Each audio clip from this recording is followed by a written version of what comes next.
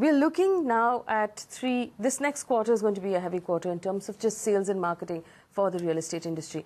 So we're all now going to get mailers, we're all going to get emails, we'll get cold calls from people selling us property, and our newspapers are going to be full of full-page ads. I have this question for the both of you, and I'll start with you, Sanjay.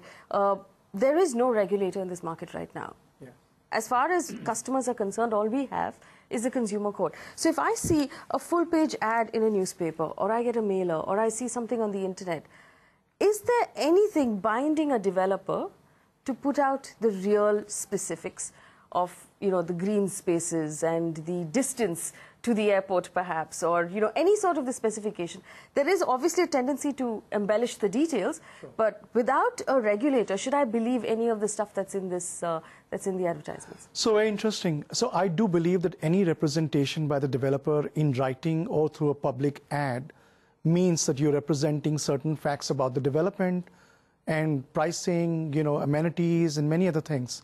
If they've spelled it out and that's what you have experienced when you actually go and commit a buy decision to a property, then the developer is very much accountable. Okay. I also believe that last few years, given the precedents that have happened and the judgments that have gone in favor of the buyer, where the developers have promised but not delivered or conveyed but not delivered, they've been actually severe, judgments against the developers. And secondly, I think the developers themselves have become conscious, because last 3 years selling was not easy. And if they were to ruin their reputation, that would further jeopardize whatever hope they had for selling. So I think that while there may not be a regulator, but there is enough conviction on part of developer to adhere to the extent possible.